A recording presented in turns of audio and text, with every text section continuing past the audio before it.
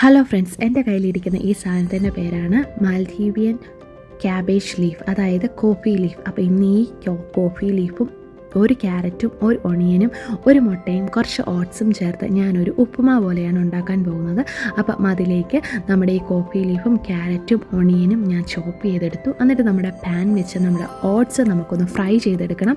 അങ്ങനെ ഞാൻ നമ്മുടെ ഓട്സ് ഒന്ന് ഡ്രൈ ആയ ഒരു പച്ചച്ചവ ഒന്ന് മാറുന്നിടം വരെ ഒന്ന് ഫ്രൈ ചെയ്തെടുത്തു. എന്നിട്ട് നമ്മുടെ ഈ ഓട്സ് ഞാൻ മാറ്റി വെച്ചു. എന്നിട്ട് ആ പാനിലേക്ക് തന്നെ നമ്മൾ എണ്ണയൊഴിച്ച് കടുക് പൊട്ടിച്ചെടുക്കും.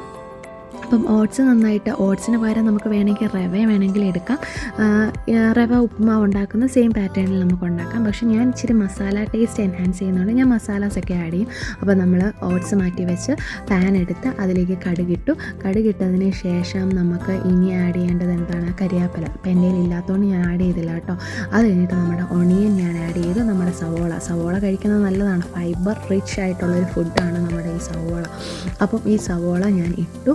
അങ്ങനെ സവോള ഇട്ട ശേഷം ഒന്ന് വഴണ്ട് വരുന്നിടം വരെ ഒന്ന് ഇളക്കി കൊടുത്ത ശേഷം ഞാൻ എൻ്റെ മസാലാസ് ആഡ് ചെയ്തു. അതായത് മുളക് പൊടിയും മല്ലിപ്പൊടിയും ഒന്ന് ആഡ് ചെയ്ത് അതൊന്ന് കുറച്ച് സെറ്റായി കഴിഞ്ഞ ശേഷം ഇതിലേക്ക് ഞാൻ ചിക്കൻ മസാല ഇച്ചിരി ആഡ് ചെയ്തു. ഇപ്പം ഓരോരുത്തർക്കും ഓരോ ടേസ്റ്റാണ്. ചിലവർക്ക് മീറ്റ് മസാലയുടെ ടേസ്റ്റാണ് ഇഷ്ടം, ചിലവർക്ക് ഗരം മസാലയുടെ ടേസ്റ്റാണ് ഇഷ്ടം. അവരവരുടെ ഫ്ലേവർ അനുസരിച്ച് നമുക്കിവിടെ മസാലാസ് ആഡ് ചെയ്യാം. അപ്പോൾ എനിക്കിഷ്ടം കുറച്ച് ചിക്കൻ മസാലയുടെ ഫ്ലേവർ, കാരണം മുട്ടയാണല്ലോ ഞാൻ ഇതിലേക്ക് ആഡ് ചെയ്യുന്നത്. അപ്പോൾ ഞാൻ കുറച്ച് ചിക്കൻ മസാലയും കൂടെ ആഡ് ചെയ്തു. അതൊന്ന് സെറ്റായി വന്ന ശേഷം നമ്മുടെ മെയിൻ ഇൻഗ്രീഡിയൻസ് ആയ നമ്മുടെ കോഫി ലീഫും ക്യാരറ്റും കൂടെ ആഡ് ചെയ്തു. നമുക്ക് ഈ കോഫി ലീഫിന് പകരം നാട്ടിൽ നമുക്ക് അവൈലബിൾ ആയിട്ടുള്ള എല്ലാ പച്ചക്കറികളും എടുക്കാം.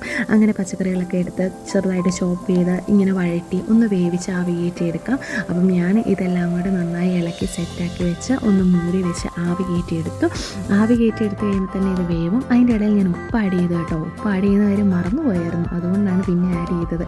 അങ്ങനെ ഉപ്പും ആഡ് ചെയ്തു. അങ്ങനെ അതെല്ലാം കൂടെ ഒന്ന് സെറ്റായ ശേഷം നമ്മുടെ മുട്ട ആഡ് ചെയ്തു. അങ്ങനെ മുട്ട ആഡ് ചെയ്ത് അതും കൂടെ ഒന്ന് ചിക്കിയെടുത്തു. അപ്പോൾ മുട്ടയെല്ലാം കൂടെ ഒന്ന് സെറ്റായി. അത് കഴിഞ്ഞിട്ട് നമ്മുടെ ഇനി മെയിൻ പാർട്ടായ നമ്മുടെ ഓട്സും കൂടെ ആഡ് ചെയ്ത് കഴിഞ്ഞാൽ നമ്മുടെ ഹെൽത്തി ആയിട്ടുള്ളൊരു ബ്രേക്ക്ഫാസ്റ്റ് റെഡിയാവും. ഹെൽത്തി ആൻഡ് ഈസി ആട്ടോ, പെട്ടെന്ന് ഉണ്ടാക്കാൻ നമുക്ക് പറ്റുന്ന ഒരു ഡിഷാണ്. നമ്മുടെ വെജിറ്റബിൾസ് എല്ലാം കൂടെ ഇങ്ങനെ ചോപ്പ് ചെയ്തെടുത്ത് കാരണം ഇതെല്ലാം നമുക്ക് പെട്ടെന്ന് വേവുന്ന വെജിറ്റബിൾസാണ്. അപ്പോൾ ഇതെല്ലാം കൂടെ ചോപ്പ് ചെയ്തെടുത്ത് ഒന്ന് ഇളക്കി അതിലേക്കൊരു മുട്ടയും ഓട്സും കൂടെ ഇട്ട് കഴിഞ്ഞാൽ നമ്മുടെ ബ്രേക്ക്ഫാസ്റ്റ് പെട്ടെന്ന് റെഡിയാവും. ഓരോരുത്തരുടെ ടേസ്റ്റ് അനുസരിച്ച് ഫ്ലേവറും കൂടെ ആഡ് ചെയ്ത് കഴിഞ്ഞാൽ നമ്മുടെ ഈസി ഹെൽത്തി ബ്രേക്ക്ഫാസ്റ്റ് റെഡിയാവും. അങ്ങനെ എൻ്റെ ബ്രേക്ക്ഫാസ്റ്റും ഇവിടെ റെഡിയായി. ഞാനത് നന്നായിട്ട് ഇളക്കി സെറ്റ് ചെയ്തെടുത്തു. കാണുമ്പോൾ തന്നെ കഴിക്കാനൊരു ഇൻട്രസ്റ്റ് ആകും. ഓട്സ് ചുമ്മാ കണ്ടു കഴിഞ്ഞാൽ പിന്നെ എനിക്ക് ആ സാധനമേ വേണ്ട. അപ്പോൾ ഇങ്ങനെയൊക്കെ ആണെങ്കിൽ കഴിക്കാൻ വളരെ ഇൻട്രസ്റ്റഡ് ആണ്.